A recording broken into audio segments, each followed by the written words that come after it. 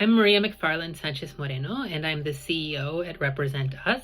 I have spent my career working on issues of autocracy and corruption around the world and in the US. I lived in a country that was led by a corrupt autocrat in Peru under President Fujimori in the 1990s, and I know how this happens. I know how a democratically elected leader can eventually corrupt and destroy democracy from within. So often you have a democratically elected leader, maybe somebody who's even very popular, who starts taking over the other branches of government and eliminating checks on their authority. So in Peru, where I lived, Fujimori used money to buy off people in the opposition, and he also intimidated people who might stand up against him or removed them. So, for example, when justices on the Constitutional Court ruled that he couldn't run for a third term, he just removed the ones who voted against him.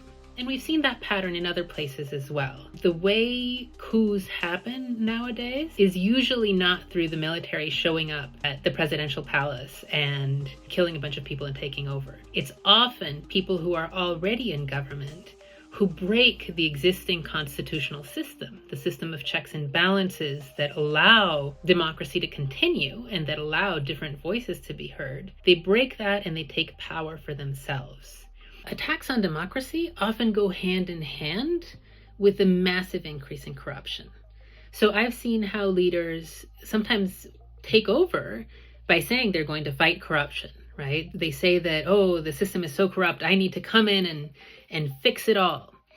The problem is that often those leaders come in and they break the system not to clean up corruption, but to bring their own type of corruption in. So you'll have these networks of powerful people who surround the leader and support that person as they then start ignoring laws, start ignoring the courts, start doing things that eliminate checks on them. For example, getting rid of oversight bodies, getting rid of systems to provide information to the public so that they can increase the secrecy of what they do.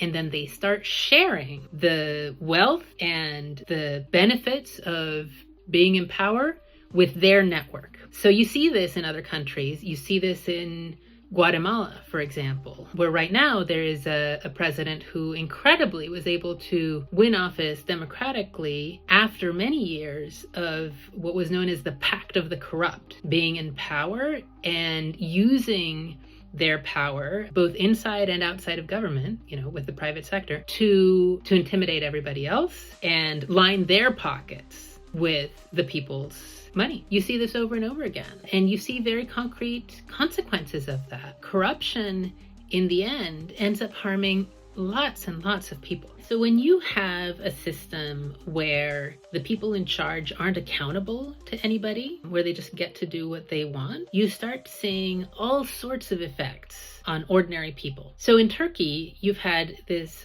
autocrat in power for many years, and a few years ago, when there was a massive earthquake that hit the country, tens of thousands of people died. Why? Because the buildings had been constructed with poor materials, and the regulations that should have been enforced to protect people, to ensure that those buildings were safe, were not being enforced due to corruption, in part due to this autocratic government. Another example is Lebanon. In Lebanon, there was this enormous explosion in the port of Beirut a few years ago. And a major factor driving that explosion and the lack of accountability for it afterwards is just the fact that the whole system has been captured by a very small elite group who can never be held accountable for what they do, and they just do whatever they want, and the people suffer. In Guatemala, you've seen terrible problems in the healthcare system and massive poverty. And again, this is happening in part because the country was for a very long time, and in many ways still is, under the influence of this Pact of the Corrupt, who basically use resources of the country to enrich themselves while starving everyone else. Well, I'm very concerned about what I'm seeing happen in the United States right now. President Trump was clearly democratically elected. However, any president needs to comply with the rule of law, needs to obey the Constitution, needs to respect the other branches of government. And what we have seen in just a few weeks is sustained effort to break with separation of powers, checks and balances, norms that are at the heart of American democratic ideals. So, for example, one of the first things President Trump has done is go into the Department of Justice and start sacking people who investigated him or investigated the January 6th riots. Another thing that he did was pardon even the most violent people who participated in the January 6 events. That sends a strong message that anybody who stands up with President Trump and even engages in violence on his behalf is going to get away with it. It's an incredibly dangerous message, and it's very intimidating to other people. President Trump has sought to punish people who stood up to him in any way. That includes Republicans in Congress who have been primaried and who, in some cases, may be afraid of speaking out. We are seeing other efforts to remove checks on power, like President Trump's removal of 17 inspectors general in different agencies, which sets the stage for massive corruption in those agencies, which are now being led often by people from the sectors themselves that should be regulated. So people who have personal business interests in the areas that those agencies should be overseeing. And now there won't be independent inspectors general who will be able to hold them to account. We're also seeing this purge of law enforcement in the FBI, who would be the ones in charge of investigating abuse and corruption in the federal government. And meanwhile, we see the president empowering Elon Musk to go throughout the government and